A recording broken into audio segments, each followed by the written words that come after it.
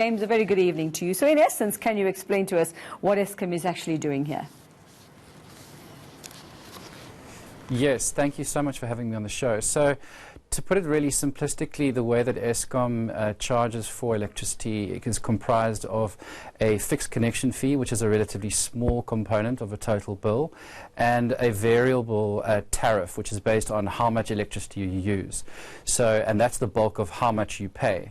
So what they're proposing is to completely flip this around, to make the fixed connection fee the bulk of how much you actually pay, and the usage a fraction of that, which might make sense for business for Eskom and how it needs to recover its business loss, but it doesn't make any sense for the economy. It doesn't make any sense for the end user, for businesses working in our country, because regardless of how much you actually use, you're still going to be paying a lot more than you would otherwise have paid, and so it really doesn't, it's not logical. It feels like it's a very short-term, almost panicky move. And also, something like this would actually have to go through NERSA, the regulatory bodies, which can take years. So it doesn't really make short-term, it doesn't actually make sense at all.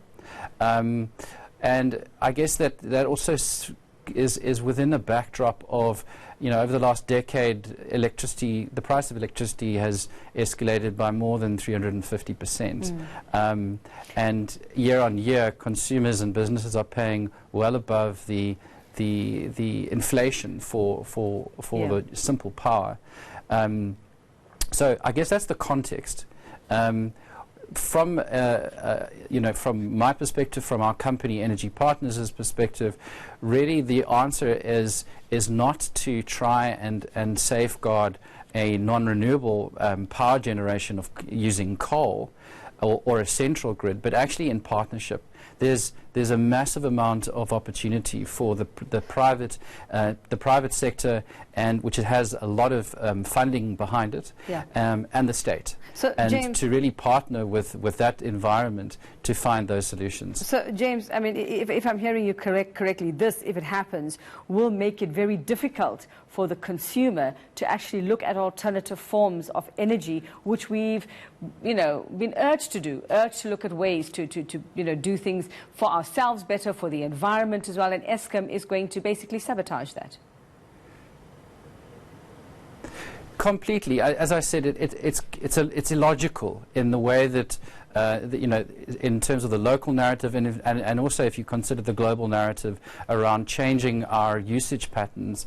When you consider the integrated resource plans that in sustainable energy that the government is passing bills on, that flies in the face with this move from Eskom. The two don't match up. So, from a business perspective, if you're, running a large business in this country, or you're a person at home using electricity, you're being encouraged by the state and by, I guess, the world in general, in terms of where it's heading, to diversify your energy mix, to not be so reliant on rather expensive fossil fuels such as coal. But that then contradicts what Eskom is proposing in this latest move. I mean, if this were to happen, then, James, I mean, do you see it actually just completely crushing, the solar energy industry here in South Africa? And would there be any way to actually work around it if it happens? So I can't really comment on whether or not it will or will not happen. I have significant doubts as to whether this really would happen. I don't believe that it would crush the local industry. The way that South Africans definitely function is we always tend to find an alternative to work with whatever is happening at a legislative level. So I believe that sustainable energy will always be on the agenda. It will always be an alternative. And in fact, it will become a more dominant part of the energy mix going forward. So I don't see how it's possible that this would crush the solar industry, so to speak.